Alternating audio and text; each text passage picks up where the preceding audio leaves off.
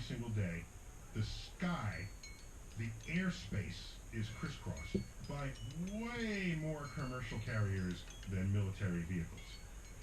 And I'm thinking you'd have an encounter with something that was not a fuzzy object that no one can describe. They would photograph something through the cockpit window. I mean, why not? You see something. There was a recent sighting by a bunch of American Airlines pilots. Like two, I should say, not a bunch of.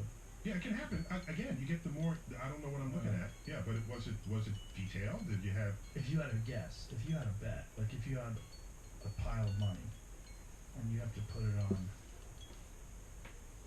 green for aliens or red for horse shit, where are you putting your money? You're forcing a binary decision here.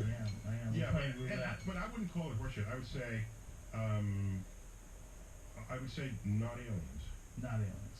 Right. I don't think there's things in most of those crafts, but I think those crafts are some kind of drone, and I'm not convinced that they're from another planet. But they have to go. Sure, I don't have. But I don't have a problem with that. And if you, by the way, if you if this thing that they see out the window, okay, and they don't get a good photo, or it's still fuzzy, it's still a light in the sky, and I'm saying, okay, I'm not yet convinced, but it's something. Fine, go invest resources to figure it out, especially if you think it's a security risk. If you want to believe it's aliens, I'm not.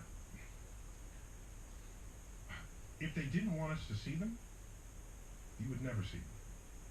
I'm pretty sure. If they had enough technology to cross the vacuum of space to reach us, you would just never even know they were there. I agree. You just would have no Now, idea. perhaps the way that they slowly integrate into our consciousness, into our acceptance of their existence, is a trickle effect. Okay. Every now and then we see a video.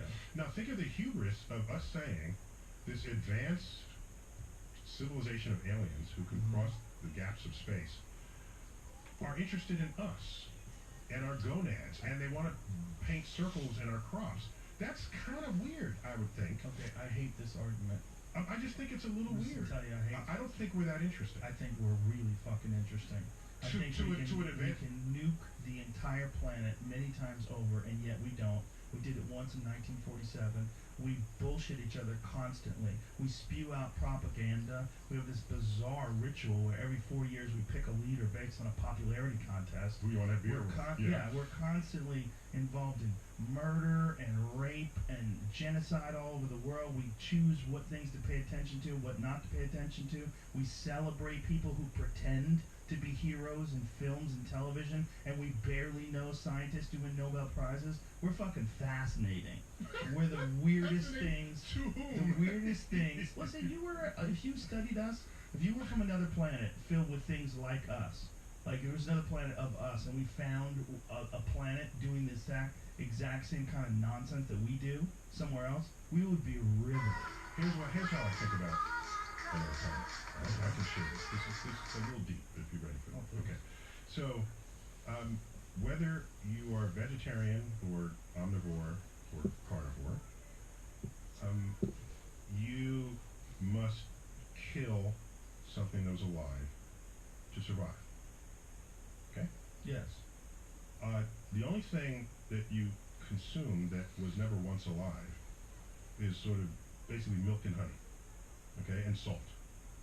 Everything else was once alive. You're killing. And of course vegetarians are doing it as well. In fact, I'm intrigued that vegetarians in particular will focus on the baby version of the plant they would otherwise be eating. Baby spinach, baby carrots, baby arugula, baby this, baby that.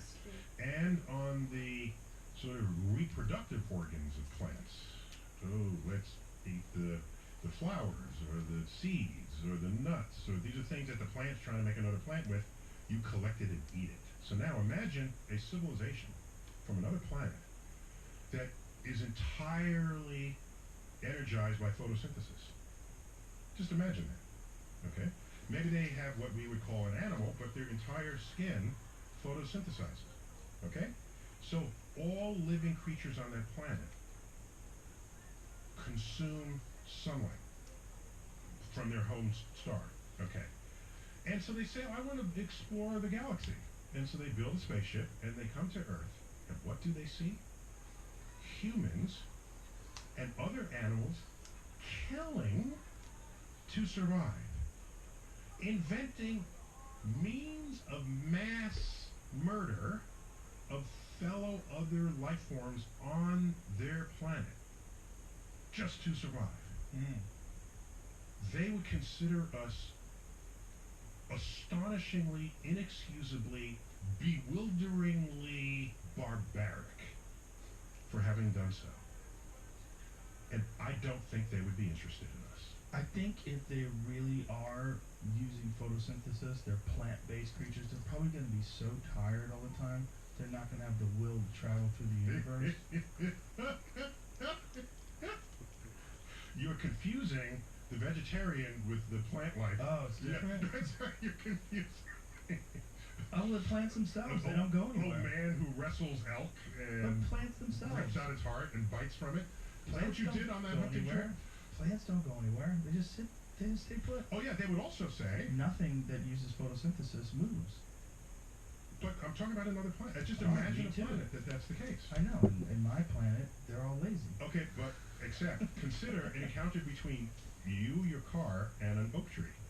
You lose. Yes. Okay, well, and the oak tree produces, and it's still not moving. out. It has because it doesn't need to.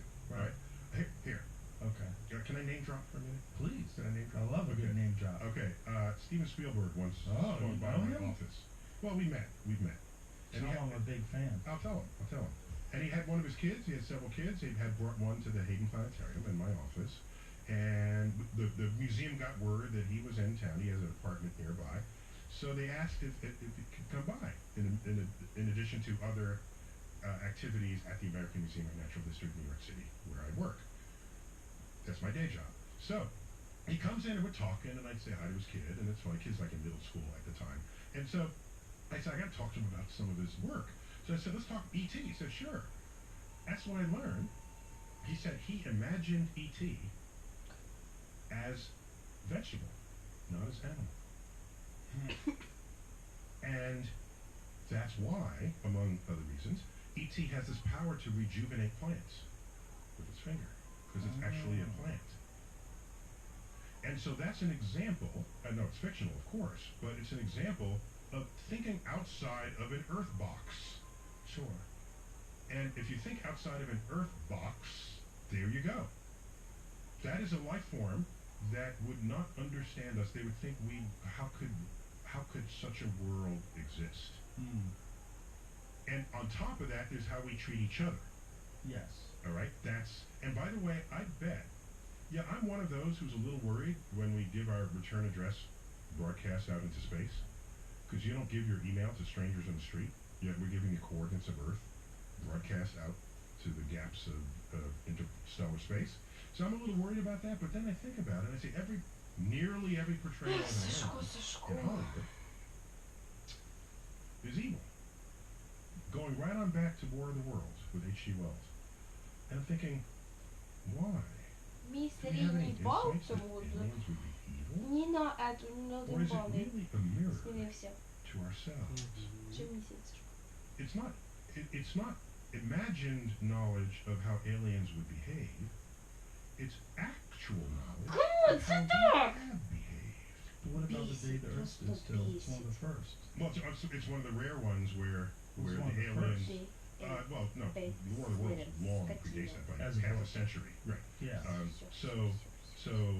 But on balance, the aliens Всё. are okay. That's all I'm saying.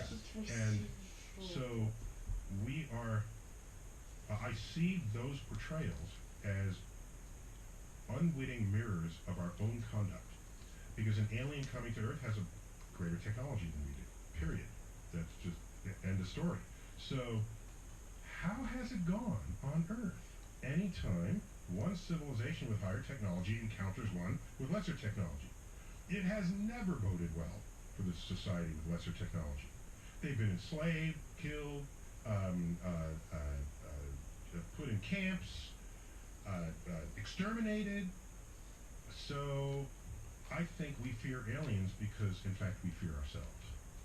We fear what we would do if we had the capability to go to another planet like they do to us. I think we do that unwittingly. Yeah. That's what's manifesting in our storytelling. I think it represents what we see out of human beings. Sure. Yeah. Definitely. That's so getting back to the UFO reports and sites, you know, the headline I saw recently says, Pentagon confirms UFOs are real. That title has no meaning. Well, it gets me happy. Well, no, it has no meaning. I know what you're saying. Yeah, it just has no meaning. It's unidentified, so unidentified things are real. Yeah, of that course. doesn't mean anything. It doesn't mean they're aliens. Right. If the title said, Pentagon confirms UFOs are actually aliens, that's a headline. Right. That's a good headline right there. Right. That's not what anybody can report. What do you think this whole ramping up of all this information is? All the videos and all the conversations about it, the article in the New York Times. Yeah, it's part of what Trump set into motion. I mean, the landscape was ripe for it, but by the way, was it UFO sightings went up during COVID? I think because everyone was home, bored, with nothing to do, and look up. You know, Makes sense. Yeah, there's a lot of cultural statistics related to the frequency of UFO sightings. But Trump, just before he left office, he slipped something into the COVID relief bill, as they do so often in Congress, where you agree with the rest of this, I don't agree with that, but I want to get it through. So he put that in? Yes. Well, The under his UFO administration. disclosure? It's under his administration. The full disclosure. Within 6 months, he wants all federal agencies that collect information on unidentified